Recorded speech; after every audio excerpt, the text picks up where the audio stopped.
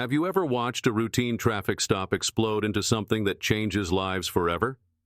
If not, then listen closely, because this is the story of a single moment that forced a hardened police officer to confront his own prejudice when he discovered the woman he'd been harassing was none other than Vice President Kamala Harris. It was a sweltering afternoon in Washington, D.C., the kind of day when the heat sinks into the pavement and traffic turns from an annoyance into a battle of wills. Cars lined up bumper to bumper, horns blared, and city buses hissed through congested lanes. Amid this bustle, one black sedan crept down a side street, tinted windows shielding its passenger from the searing sun. Inside that sedan sat a figure many Americans would instantly recognize if they saw her step out: Kamala Harris, Vice President of the United States. But there was no parade of escort vehicles trailing behind her. Instead, she had opted for a low-profile approach during a brief window of personal time before her next official engagement. A single Secret Service agent drove the car, dressed in plain clothes, careful not to attract attention. Harris gazed out the tinted window, recalling her younger days when she could explore the city unseen. Being vice president made such anonymity rare, and every precious moment of it felt like a gift.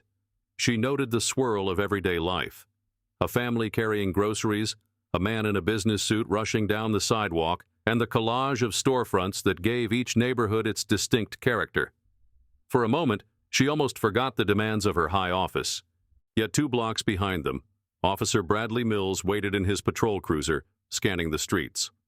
A tall, middle-aged man with a rigid posture, he wore the accumulated weariness of someone who had seen too much and learned too little. Over the years, his frustrations, from budget cuts to personal disappointments, had hardened his outlook. He liked to think of himself as a straight shooter who upheld the law without bias. Unfortunately, the reality was more complicated. His fear and prejudice often dictated how he used his authority. He spotted the black sedan glide through a yellow light. It might well have been legal. But to Bradley, tinted windows and a driver he deemed suspicious were signals that he should investigate. With an air of certainty, he flipped on his lights and pulled the cruiser behind the sedan, weaving around slower cars. Inside the sedan, the Secret Service agent caught the glow of red and blue in the rearview mirror. He had a split-second debate with himself: continue to the next secure checkpoint or pull over. They hadn't done anything wrong. Vice President Harris calmly told him to stop, curious, and perhaps a little uneasy, about how an ordinary officer would handle this. After all, she knew too well what might happen if a law enforcement interaction turned sour. They pulled over on a quieter side street away from busy traffic. Officer Mills parked behind the sedan, checked his reflection in the mirror, and approached with a posture that bristled with authority. He didn't greet them, didn't offer the usual polite instructions. Instead, he rapped on the driver's window with a glower. "License, registration," he barked, not bothering to hide his suspicion. "Hands where I can see them. No sudden moves." The Secret Service agent presented his credentials, hoping the official insignia would de-escalate any aggression. But Mills glanced at them with disdain, believing them to be either forged or irrelevant. "Is this supposed to mean something to me?" he snapped. "Tell your passenger I need to see some ID. Now." In the back seat, Kamala Harris drew a slow breath, steadying herself. She'd encountered officers of all sorts throughout her career. Some were good, some bad, just like people in any profession. But this particular man exuded a hostility she couldn't ignore. She reached for her identification, only to have him shout, "I said keep those hands visible." At that, the Secret Service agent raised his voice. "Officer, she's simply grabbing her—" Harris rested a hand on the agent's shoulder, urging him to let her handle it. Keeping her movements deliberate, she held out her license. "Officer, I'm reaching for my ID," she repeated, voice calm but firm. When Bradley Mills read the name on the card, he froze. For a second, he refused to believe it. Kamala Devi Harris, the vice president. He considered it a joke, some audacious attempt to impersonate her. He even suspected it might be part of a larger scheme. So he reflexively retreated, hand drifting near his holster. "Out of the car, both of you!"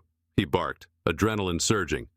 The Secret Service agent slowly opened his door, ready to protect Harris with his life, but determined not to provoke a violent response. As Kamala Harris emerged from the back seat, the small cluster of pedestrians around them fell silent, jaws dropping. There was no mistaking that posture, that face, that aura of quiet command. It was her.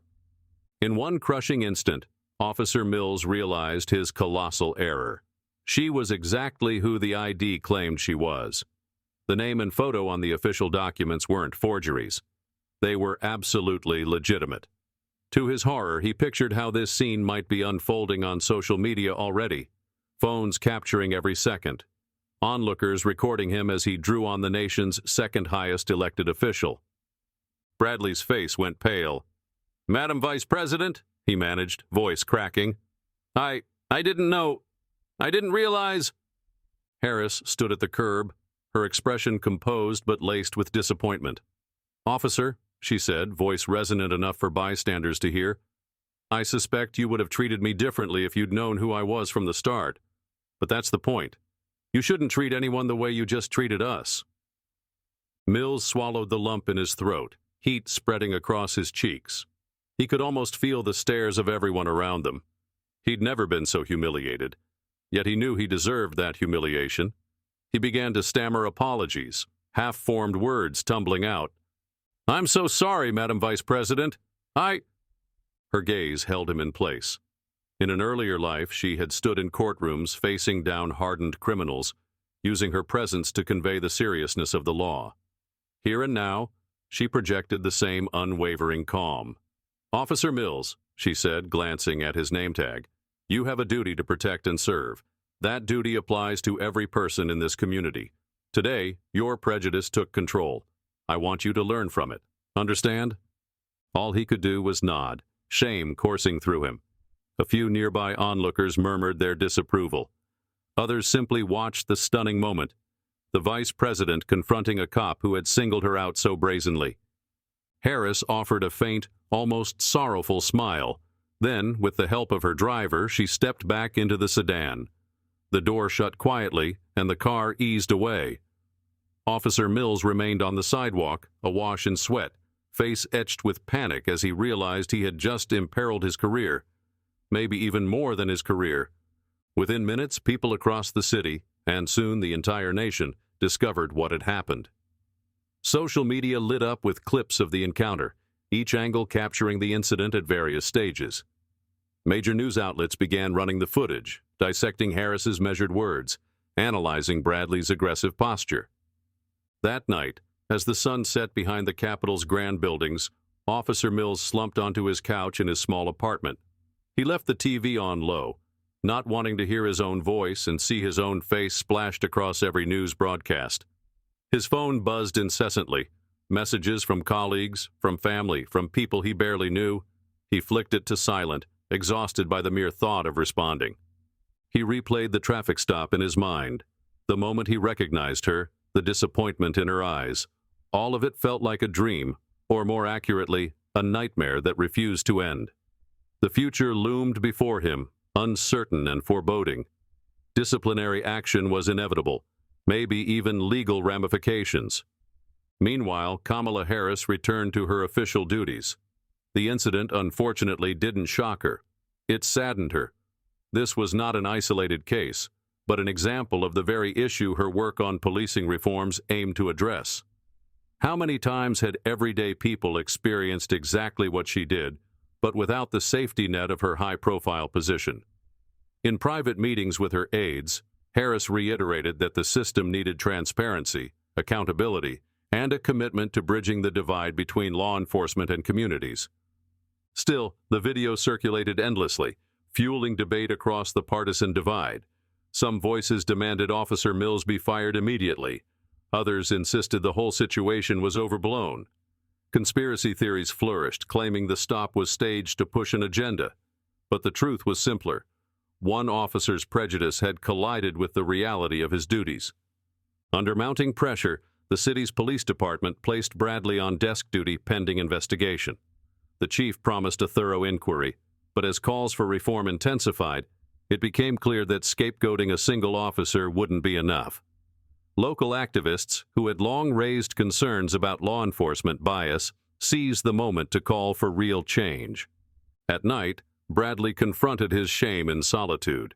He recalled joining the force straight out of college with shining ideals, to protect good people, to stand against wrongdoing. Somewhere along the way, cynicism took over. He began to assume that certain clothing styles, certain skin tones, certain neighborhoods automatically equaled threats. And now that mindset had backfired in the most public way possible. In a desperate bid to make sense of it all, he started reading the flood of commentary online, though much of it was painful. People called him racist, unfit to serve. Some attacked him with vicious insults, while others pointed out the tragic irony. He had threatened the life of someone who was once a law enforcement ally herself, a former prosecutor, now the vice president. The day after the incident, the mayor of Washington, D.C. announced a special roundtable on police accountability and community relations. It would include city council members, civil rights advocates, and select officers. Within a week, Bradley received a formal invitation to participate. At first, he wanted to hide, to avoid the humiliation of sitting among people who loathed what he represented. But in the back of his mind, he could almost hear the vice president's voice. Learn from it. Maybe this was a chance, if not to redeem himself entirely, then at least to engage honestly with the people he had failed. On the day of the round table, a somber hush filled the municipal building's meeting room. About 20 people gathered around a long table. The mayor, a few council members, community activists, and half a dozen uniformed officers. Bradley was told to come in civilian clothes, and that reminder of his suspended status sat in his stomach like a rock. Once the meeting began, a middle-aged activist named Terrence locked eyes with Bradley. "I'd like to hear from Officer Mills," Terrence said. "We've all seen the video. Tell us what went through your mind that day." Bradley's palms sweated. His voice wavered as he began. "I wish I had a simple explanation. I don't. I saw a black sedan, tinted windows, and convinced myself there was criminal activity. When I approached, I used hostility because deep down I believed I was in the right. And then, when I realized it was Vice President Harris, I panicked. All I could think about was how badly I'd messed up." He paused, searching for the courage to continue. "I've had biases I never confronted," he said, each word tasting bitter. "And now it's on display for the entire country." Around the table, the reactions varied. Some faces showed disgust. Others appeared contemplative, as though they appreciated his honesty, but weren't ready to forgive. The mayor's face was unreadable as she wrote notes on a pad. Terrence fixed Bradley with a steady gaze. "We want more than an apology. We want structural change. Are you willing to advocate for that?" Bradley nodded. "Yes, I'm on desk duty, but I'm willing to talk to new recruits, to share my story as a cautionary tale. I want better training, real accountability, no more lip service. And if the city or my department decides I shouldn't wear this badge anymore, I'll abide by that." The conversation shifted to a broader debate about policy, data transparency, body cam usage, cultural sensitivity training. In the midst of it, Bradley felt a spark of something he hadn't experienced in years, a sense of responsibility, not just to keep his own job, but to help fix the system he had so flagrantly abused. While local communities rallied for more oversight, Kamala Harris continued her legislative work. She saw the traffic stop footage used as a symbol, proof that even the most powerful people in the nation weren't immune to bias. During a Sunday talk show interview, when asked about the event, she said, "This isn't about me. It's about the thousands of Americans who face unfair stops or worse without any recognition or recourse. We need real reform so that all are treated with dignity under the law." As days passed, Bradley's disciplinary hearing finally arrived. The police department concluded he had violated multiple protocols: racial bias, improper use of force posture, lack of professionalism. The penalty was suspension without pay, a strict probation upon return, and mandatory training designed to address implicit bias. Some activists insisted his punishment was too light. Others saw it as a step forward. Bradley, acutely aware of how serious his actions were, accepted the decision with bowed head. Over time, He began volunteering with community programs, meeting local youths who saw the police as predators rather than protectors. He realized how easy it had been for him, in uniform, to overlook the perspectives of people he was sworn to serve. Slowly, he learned to listen without letting cynicism cloud his hearing. A few weeks into this new chapter, he received an unexpected message from the mayor's office. Vice President Harris wanted to meet privately. No cameras, no journalists, just a conversation. He felt a wave of apprehension. What else could he possibly say to the woman he had disrespected so profoundly? Still, he responded that he'd attend. On the designated morning, he walked into a nondescript conference room with large windows overlooking a courtyard. He wore civilian clothes again, hands damp with nervousness.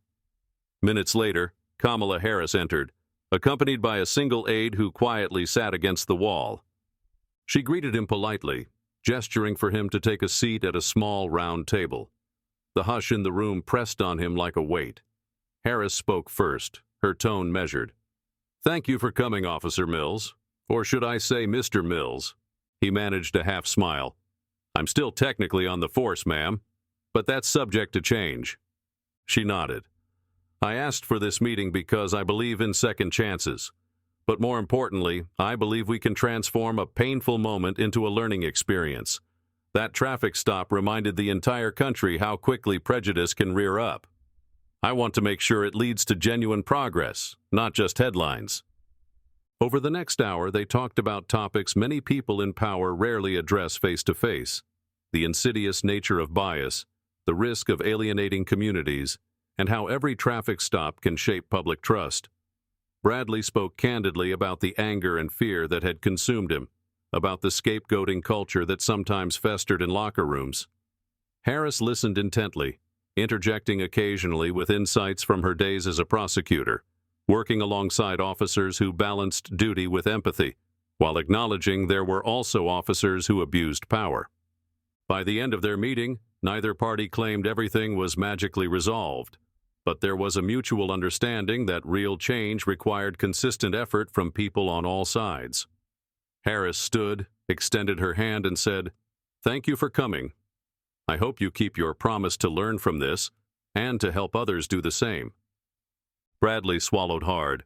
"I will, Madam Vice President." In the weeks that followed, he settled into a new routine: mandatory training, volunteer work, and speaking engagements at the police academy. His superiors offered him limited patrol duty under strict guidelines. At first, some community members turned away when they recognized him. Others openly condemned him to his face, reminding him they hadn't forgotten what he did. He didn't argue or make excuses. Instead, he tried to prove through his daily actions that he had changed. During one police academy presentation, he faced a group of wide-eyed recruits. Standing at a lectern, he described the day he stopped the Vice President of the United States, fully admitting his biases. He didn't glorify his actions. He didn't trivialize them. He explained how easily such prejudice can go unchecked, how his training hadn't addressed the deeper roots of racial profiling, and how it all culminated in a disastrous moment. Some recruits asked pointed questions, others sat in sober silence. But at the end, a young woman of color approached him. "Thank you," she said quietly. "That must have been hard to share. I worry about how I'll be treated as an officer, or if I'll end up like the officers I fear. Hearing your story, it helps me see what to watch out for." Bradley felt a strange combination of regret and relief. "I want you to do better than I did," he replied, voice rough with emotion. "If I can help you or anyone else avoid that path, then maybe something good comes out of my mistake." Throughout the city, multiple reforms took root under heightened public scrutiny. The police department adopted clearer policies on transparency, body cam usage, and bias training. A community oversight board now reviewed misconduct cases, challenging a once opaque system. While controversies persisted, no single overhaul can erase ingrained problems. There was momentum for deeper, lasting change. The topic still came up in national conversations from time to time, especially when Harris championed law enforcement accountability in Congress. She never singled out Officer Mills by name, preferring to discuss the broader picture. "No one," she said in a notable speech, should fear those sworn to protect them. Bradley, for his part, lived each day with a humbling awareness of how quickly a misused badge could ruin lives, including his own. His humiliation on that hot city street burned in his memory, a constant reminder to approach each interaction with empathy instead of suspicion. Months turned into a year. Though the glare of media coverage subsided, the lessons remained etched into the city's collective consciousness. One routine stop had brought a roiling undercurrent of prejudice to the surface. It also spurred new dialogues about trust, fairness, and the responsibilities of those who wear a badge. In a quiet moment one evening, Officer Mills parked his car outside a convenience store to grab a bottle of water after a long shift. Before heading inside, he sat behind the steering wheel, reflecting on the day. He'd responded to a couple of noise complaints, helped direct traffic around a minor accident, and patrolled a neighborhood that used to make him anxious. Now, instead of assuming the worst, he found himself pausing to talk to residents, asking about their concerns, learning names. They still eyed him warily, but he remained patient. On his way out of the store, he caught his reflection in the glass door. The uniform was the same, yet something was different. The old version of him, the one who saw an enemy in every tinted window, no longer felt comfortable or acceptable. And maybe, in that revelation, there was a seed of redemption. He remembered Kamala Harris's words in that private meeting. "I believe in second chances." She hadn't needed to say anything else. Through her steady composure and simple insistence that every individual deserved dignity, she'd forced him to confront what he'd become. In turn, he chose to try, day by day, to be better. Looking up, he noticed a passerby glance his way, face flickering with caution, then something akin to curiosity. He offered a nod, and the stranger nodded back. It was a small exchange, but for Bradley, it felt like another step forward. Because if there's one truth that stands after all the debates and sensational headlines fade, it's this. Real change often comes from the most uncomfortable reckonings, when people are forced to face their own worst impulses. A single traffic stop, meant to be routine, became the spark that made a jaded officer question the prejudice rooted deep in his heart. And in that spark lay the power to illuminate a path toward empathy, accountability, and hope for a system that desperately needs it.